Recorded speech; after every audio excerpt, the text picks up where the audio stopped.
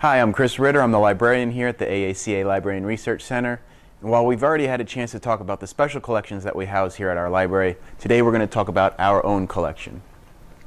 Most of the material that we have in our 1 million item collection can be found on our catalog, which is aacalibrarycatalog.org. There are some collections within our library that will not show up on that catalog, so we'll start with those first.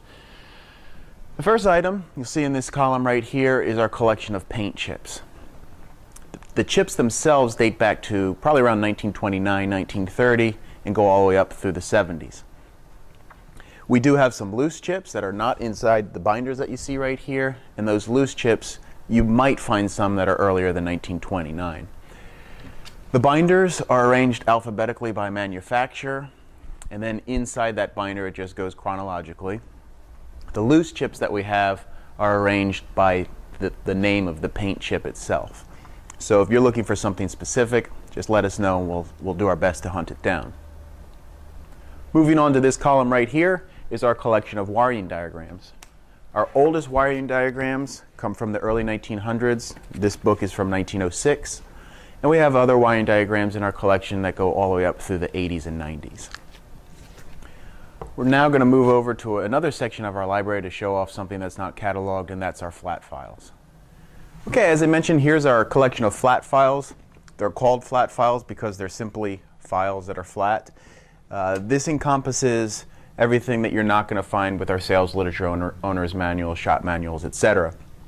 It's topical and it's arranged by said topic. So it ranges in the A's from AACA history all the way through Z. In between, you're going to find everything from auto shows, accidents, brakes, engine files. I'll open up a random drawer here. We have our coach builder files, tremendously valuable. This folder just happens to be for the LeBaron Company. And inside, you can find original sales catalogs and promotional literature from the company. This piece here is from 1929 and 1930, and it shows you some of the custom creations that LeBaron made that year.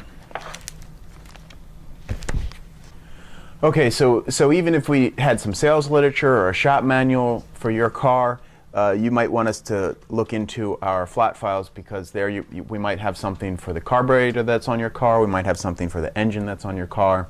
If it's a custom body creation, we might have a coach builder file. Our racing collection in our flat files is pretty good. We have files on race car drivers, on races themselves, the tracks. Really the whole wide range. I like to say anything that related to the automotive industry, we have something on it. And that can be found in our flat files. Again, not cataloged, so this is something that we have to look for on our own, and we'll be happy to do that for you. Okay, now we're getting to the heart of our collection, and that's our manuals and our sales literature. The first two rows that you see here are two of the three rows that we have for our shop manuals and parts lists. They're just shelved alphabetically by manufacturer.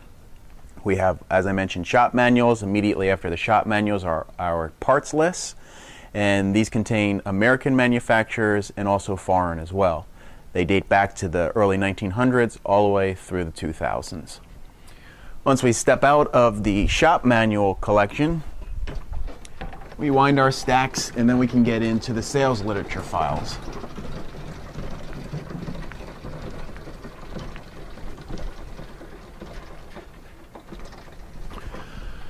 Our sales literature is arranged the same way that our shop manuals. It's just alphabetically by manufacturer and then by year. This is a huge part of our collection, so I want to take a little bit of time and explore one of the boxes that we have.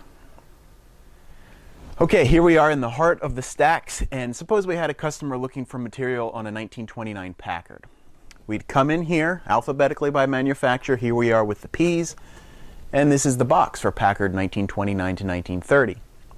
You'll also notice that outside of the box we have some oversized material, and in this case we have an envelope containing clippings and advertisements for the 1929 Packard.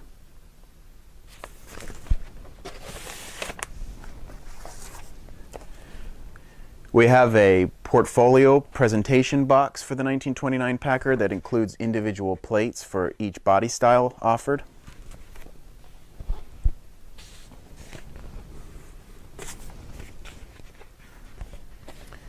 We have another presentation portfolio here. It's just too big to fit in the box.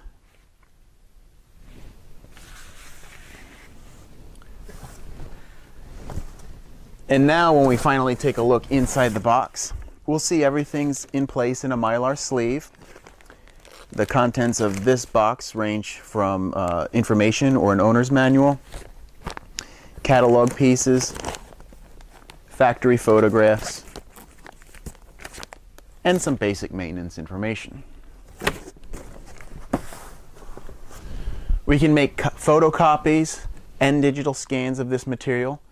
You can use it on site all day long. That's always free. We do charge for our photocopies and scans, of course. If you can't make it into the library yourself, you can just use our research request form found on our website. So that's the Packard, that's our sales literature files. Let's walk downstairs and take a look at some periodicals, blueprints, and other things. Okay, we're downstairs and we're going to take a quick look at our more than 50,000 periodicals. We add to this every single day because we currently subscribe to about 230 different magazines. Title-wise, in this whole collection, there's about 1,800 different titles in our magazine collection. Directly behind me is our collection of Motor Age. It ranges from 1899 all the way up to 1990. And Motor Age and magazines in general are great resources to discover how an event was reported, great for racing results, especially the early racing news. They're good for period reviews, how a car was reviewed, say, in Motor Trend or Road and Track. And letters to the editor are kind of fun to read, see how people, the general public was viewing whether it was a new car or an innovation or an upcoming event. So periodicals, often an overlooked resource, but we use them heavily here at AACA. I just mentioned that we have more than 50,000 periodicals in our collection. Unfortunately, the vast majority of them are not indexed in any way. So you have this tremendous treasure trove of information, but it's really difficult to pick and track things down in those magazines. Fortunately for us, we use this set of filing cabinets known as the Dunwoody Archives, and we did a more in-depth video review of this special collection, and you can find that on our website. But briefly, Ralph Dunwoody was the researcher and historian for the Harrow collection out in Reno, Nevada. And in his spare time, he would simply flip through old magazines, and when he came across a manufacturer or an engine builder or a coach builder, he would make note of that, he'd make a citation, and then he'd amass a collection of folders. And they're just arranged alphabetically by manufacturer, then onto subject material like water pumps, fuel pumps, engine files, coach builder files. And again, we use that as our index for our large periodical collection. Just behind me is one more part of our collection here at AACA, and that's our blueprint files. We have 3 filing systems for our blueprints, and our blueprint files contain drawings for fire apparatus and pumps. We have a pretty extensive collection of Judkin custom coach builder drawings. And lastly, we have a very large collection of Marmon drawings. So whether you're working on a pump or making a new part for your Marmon, get in touch with us because there's a pretty good chance we might have a drawing for you. All right, the first time we were upstairs, I forgot to mention 2 very important parts of our collection, and that's our reference book collection and also the special collections that we house here. Special collections, we've done video reviews of each collection. You can find those on our website. But on the perimeter of the library building here, we house our general reference books. We have nearly 7,000 reference books, some dating back to the late 1800s, and some were just published this year. They could be general maintenance books, general books about the hobby. It could be biographies, fiction, tour guides, really a broad range of books. One thing to point out about our general reference books is the fact that our library isn't set up to lend items. So any kind of book reading you want to do, you're going to have to do that on site, or we're going to need to make photocopies or scans for you. That is the real quick, the real brief overview of what we house here at the AACA Library. You're not going to get a full appreciation of what we have until you visit us on site, and you can do that Monday through Saturday from 8 a.m. to 4 p.m. Visit us on our website, get in touch with us via email. We're eager to hear from you, and we hope to hear from you soon. Thanks.